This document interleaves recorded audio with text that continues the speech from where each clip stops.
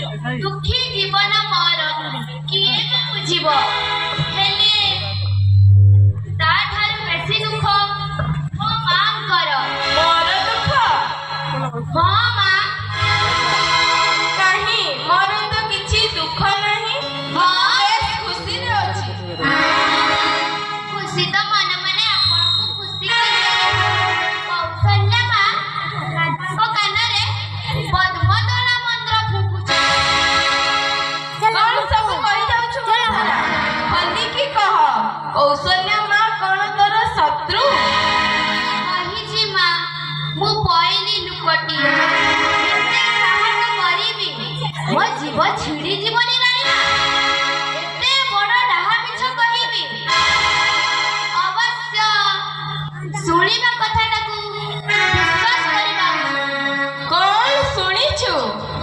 भरतଙ୍କୁ मामू घरକୁ पठायाउ किए पठेई छंती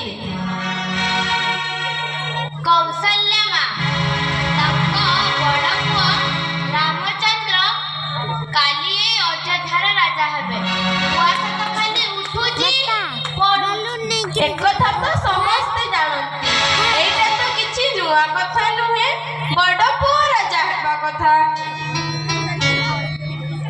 ଖାଲି କଣ ପୁଅ ବଡ଼ ହେଲେ ହବ ମା ଭରତ କଣ ଅପାରଗ ରାଜା ସବୁ ରାଣୀଙ୍କ ମଧ୍ୟରୁ ଆପଣଙ୍କୁ ବେଶୀ ଭଲ ପାଆନ୍ତି ଏଇଟା କଣ ତାର ଫଳ चुप कर बड़ी बड़ी कथा कहूचु से मोर भौणी परी मो प्रति कौन से विश्वासघातकता करि परिबो राज दरबार तो मु तो नुआ पइलिटिए नुह मा बहु वर्षरु आपण मते एई दरबार स्थान दे चिंता करंतु राणीमा चिंता करंतु रामचंद्र जदि राजा हेले आपणकर कौन अवस्था हबो मु तते विश्वास करि परिबि तो मंथरा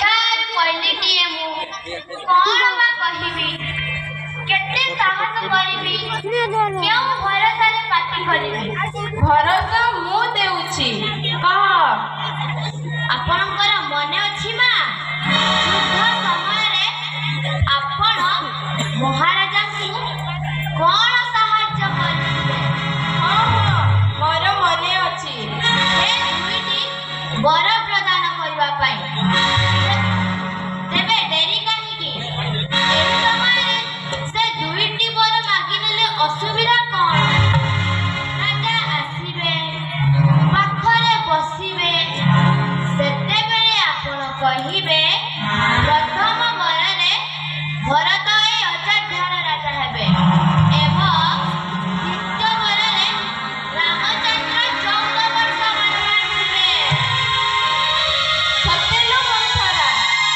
मते मानिबाकू पड़िबो तू मोर मन को अनेक हालुका कर देलु ले ए मुदी होची तोर पुरस्कार ଦାବି ନ କଲେ କିଛି ମିଳିବନି ମା ଯାହା ଭୁଲଟା मु तेबे भरत को मामू घर डकाई देउछि ନା ନା ନା ନା ନା ନା ସେ ଭୁଲ କରନ୍ତି ସବୁ କଥା ଭରତ ରାମକୁ ଭାରି ଭଲ ପାଏ ସେ ରାମକୁ 14 ବର୍ଷ ବନବାସ କରିବାକୁ ଦବ ନାହିଁ किंतु 14 वर्ष वनवास कोन संभव ସବୁ ସମ୍ଭବ ବର୍ଷ ଯେତେ ଅଧିକ ହବ ରାସ୍ତା ସେତେ ମଧ୍ୟ ସଫା ହୋଇଯିବ सते लो मंथरा तो बुद्धि को मु प्रशंसा न करी रही पारुनी आज तार समाधान हेबो ମୁଁ ଯାଉଛି ରାଣୀମା ଦାସୀ ଲୋକଟିଏ କଣ ସବୁ କହିଦେଲି କିଛି ଭୁଲ ଭାବିବେନି ମୁଁ ଯାଉଛି ରାଣୀମା ପୁଣି ଆସିବି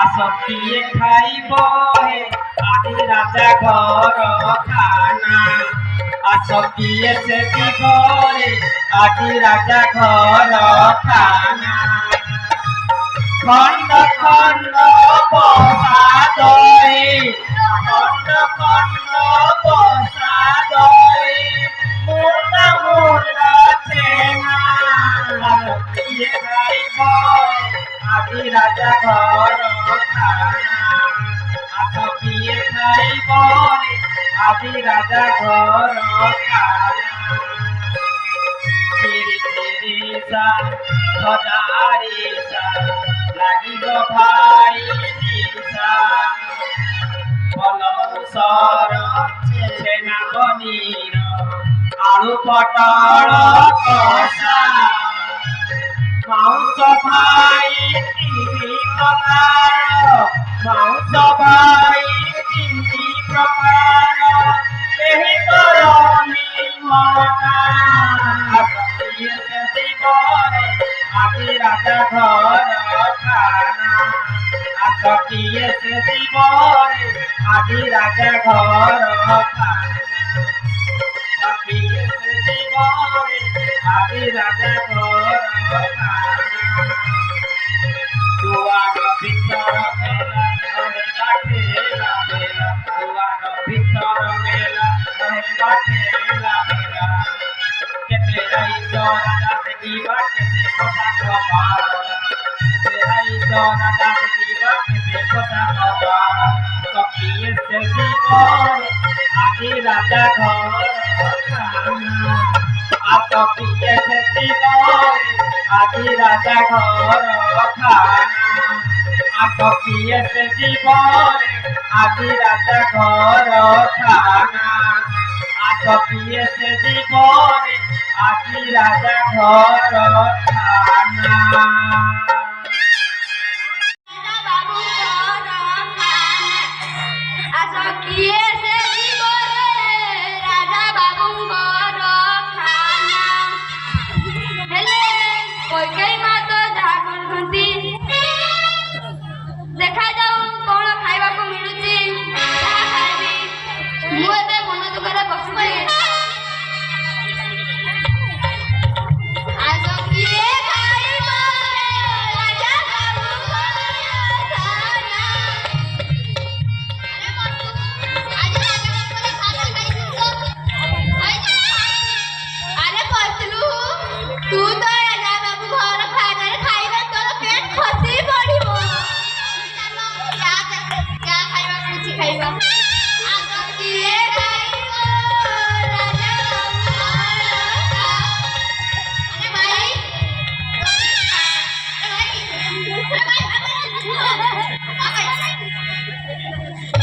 ଆରେ ଭାଇ ପାଚିଲା ବଦଳରେ ସେନା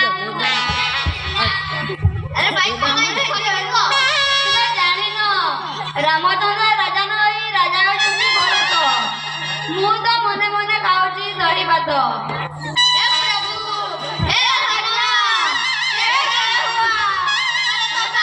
ରାହୁଆ ଚାଲ ଭାଇ ଚାଲ ପଳେଇବା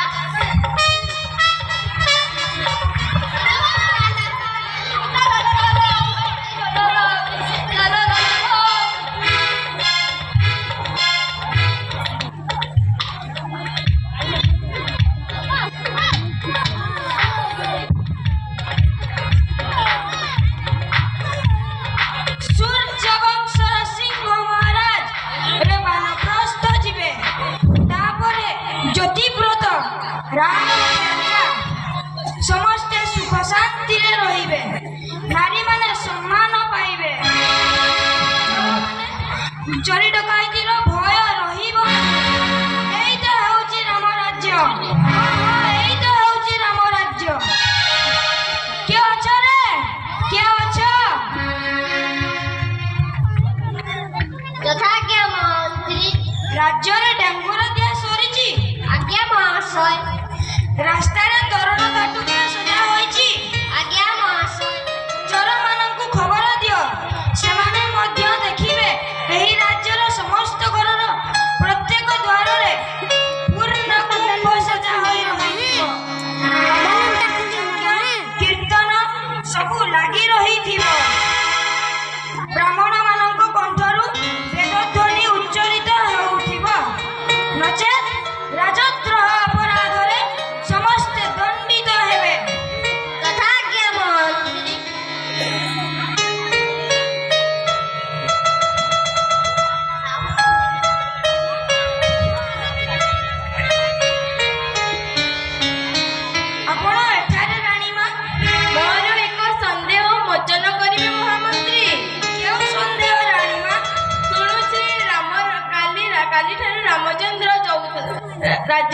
ଗ୍ରହଣ କରିବେ। ରାଜା ବାନପ୍ରସ୍ଥ ଯିବେ। ଆପଣ ଠିକ ଶୁଣିଛନ୍ତି। ଏକଥା ମୋତେ ଲୁଚା ଯାଇଛି କାହିଁକି? ଅପମାନ ଆପଣଙ୍କ ସତ୍ୟ ହୋଇପାରେ ରାଣୀମା, କିନ୍ତୁ ମୁଁ ଯାହା ଜାଣିଛି ହୁଏତ ଏହା ଇଚ୍ଛା କରି କରାଯାଇ ନାହିଁ। ରାଜା ଆପଣଙ୍କୁ ବିଳମ୍ବରେ ଏହି କଥାଟିଏ କହିପାରନ୍ତି। ରାଣୀମା, ଆଜି ପରି ଦିନରେ ଯେପରି ଅଶୁଭ ଘଟଣା ନ ଘଟୁ। ଏକଥା କି ତୁମର କିଛି କରିବାର ନଥିଲା? ରାମ ରାଜ୍ୟର ଚିନ୍ତା କଣ ଭରତ ମନରେ ନାହିଁ? ଏସବୁ କଥା ମନରେ ଭାବି ମନ ମୁଣା କରନ୍ତୁ ନାହିଁ। କଣ ଆପଣଙ୍କ ପୁତ୍ର ନୁହେଁ? ରାମର ଏ ଅଧିକାର ନେବାରେ କ୍ଷତି କଣ? ଲାଭ କ୍ଷତିର ହିସାବ ଏଣିକି ମୁଁ କରିବି। ଏକଥା ମୁଁ ରାଜାଙ୍କୁ ପଚାରିବି। ଦେଖିବି ସେ ମୋ ପ୍ରତି କି ବିଚାର କରୁଛନ୍ତି।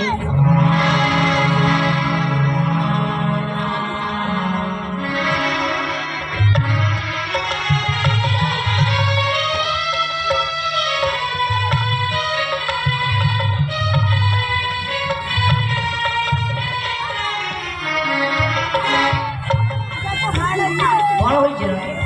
ମନ ତୁମର ବିରୋଧ କାହିଁକି?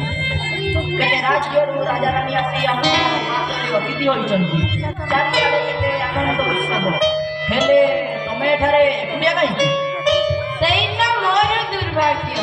ଯୁଦ୍ଧ ସମୟରେ ଦୁଇଟି ବରଦିଗ ପାଇଁ ପ୍ରତିଜ୍ଞା କରିଥିଲେ ଆପଣ। ଏବେ ବି ତାହା ଅପୂର୍ଣ୍ଣ ରହିଛି। ରାଣୀ, ମୋର ସ୍ପଷ୍ଟ ହେଲେ ଆଜି ଦିନରେ ନୁହେଁ, ଏହି ମୁହୂର୍ତ୍ତରେ ମୋତେ ସେଇ ଦୁଇଟି ବର ପ୍ରଦାନ କରି ଆପଣଙ୍କ ପ୍ରତିଶ୍ରୁତି ରଖନ୍ତୁ। ଅନ୍ୟ କିଛି ମୁଁ ଶୁଣିବାକୁ ଚାହେଁ ନା।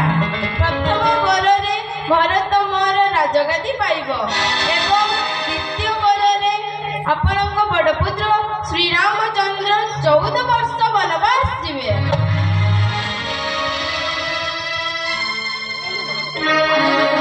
ଅଶୁଭ କଥା କୁହ ନାହିଁ ରାଣୀ। ରାମ ତୁମର ପୁଅ, ଜାଣିଛ ସ୍ଥଳରେ ମୁଖ ଧୋଇ ମୃଗୟା କରିବାକୁ ଯାଇଥିଲି। କଥା ମୋର ମନେ ପଡ଼ିଯାଉଛି। ରାମକୁ ସେ ବିପଦକୁ ଟାଣିନି ନ କହିଲି ତୁମର ଏ ବର ଫେରାଇ ନିଅ। ଟିକେ ଶାନ୍ତି ଦିଅ। ହଁ, ତୁମେ ଶାନ୍ତିରେ ରୁହ। ଏଣିକି ଯାହା କରିବା କଥା ମୁଁ କରିବି। ରାଣୀ ତମେ ଏତେ ନିଷ୍ଠୁର? ମା ନିଷ୍ଠୁର ହୋଇପାରେ? ଧୈର୍ଯ୍ୟ ରଖ ରାଜା। ଏଇ ତ ରାମଙ୍କ ସହିତ ଲକ୍ଷ୍ମଣ ଓ ସୀତା ଏଆଡ଼କୁ ଆସିଛନ୍ତି।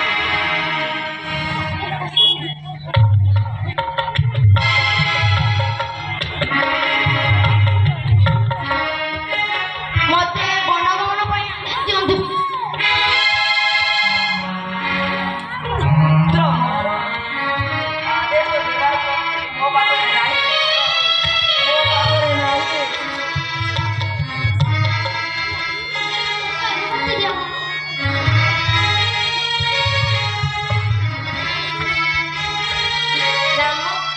ରାମଙ୍କ ପ୍ରତି ନିଷ୍ଠୁର ହବୁନି ସୀତା। ଲକ୍ଷ୍ମଣଙ୍କ ପ୍ରତି ନିଷ୍ଠୁର ହବୁନି।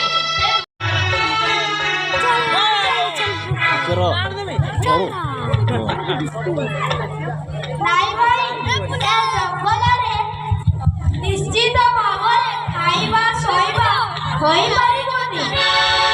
ମୁଁ ଏ ପାଖରୁ ଟିକିଏ ଆସୁଛି ଭାଇ।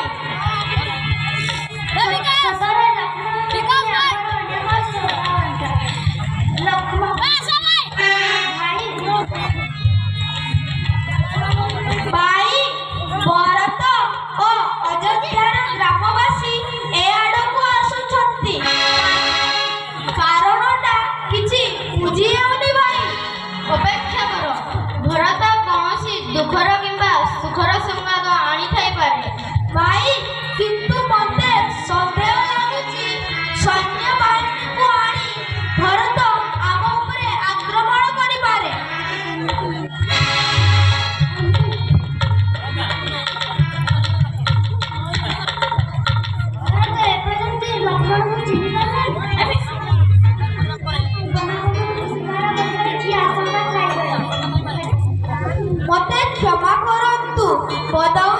ଛଦ୍ମବେଶରେ ମୁଁ ଏ ସବୁ କଥା ଅନୁମାନ କରୁଥିଲି।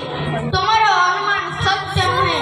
ଭରତ ସ୍ନେହୀ, ସେ ଆସିଲେ ସବୁ ଜାଣିପାରିବ। ଟିକେ ହଁ ଗ ଟିକେ ରୁହ ଭାଇ, ଯିବା ନା ଏତେ ବଡ଼ ରାଜପ୍ରସାଦରେ ମୋତେ ଏକୁଟିଆ ଛାଡ଼ି ଆସିପାରିଲ? ପ୍ରଣାମ ଭାଇ, ପ୍ରଣାମ। ତ ଅଯୋଧ୍ୟାର ଖବର କ'ଣ? ତୁମେ ବନକୁ ଆସିବା ପରେ ଅଯୋଧ୍ୟା ଆଜି ଶ୍ରୀହୀନ ହୋଇଯାଇଛି। କ୍ଷମା କରିଦେବ ଭାଇ, ପିତାଙ୍କୁ ଆମେ ରକ୍ଷା କରିପାରିଲୁ ନାହିଁ। ପିତାଙ୍କର କ'ଣ ହେଇଛି ଭାଇ? ଧୈର୍ଯ୍ୟ ଧର ଲକ୍ଷ୍ମଣ, ଯାହା ବିଧି ନିର୍ଦ୍ଦେଶ ତାହା ହେବାକୁ ଦିଅ। ମୁଁ କି ଅପରାଧ କରିଥିଲି ଭାଇ? ଆପଣ ଅଯୋଧ୍ୟାକୁ ଫେରି ଚାଲନ୍ତୁ, ନହେଲେ ମୁଁ ଅଯୋଧ୍ୟାକୁ ଫେରିବି। ଅଯୋଧ୍ୟାର ଅଧିବାସୀ ଆପଣଙ୍କୁ ଅପେକ୍ଷା କରିଥାନ୍ତି। ସତ୍ୟ ଧର୍ମ ପାଳନ ଠାରୁ ମହତ୍ତ୍ୱ ଏ ସଂସାରରେ ନାହିଁ। ଅବୁଝା ହୁଅନି ଭରତ, ଆମେ ଖୁବ୍ ଖୁସିରେ ଅଛୁ। ନିଜ ମନରେ ବନବରଣ କରିଛୁ। ପ୍ରଜାମାନଙ୍କୁ ସେଇ କଥା ବୁଝେଇ ଦେବ। ସରିଗଲା ସରିଗଲା ବୁଝାଇବି କିପରି? ରାତିରେ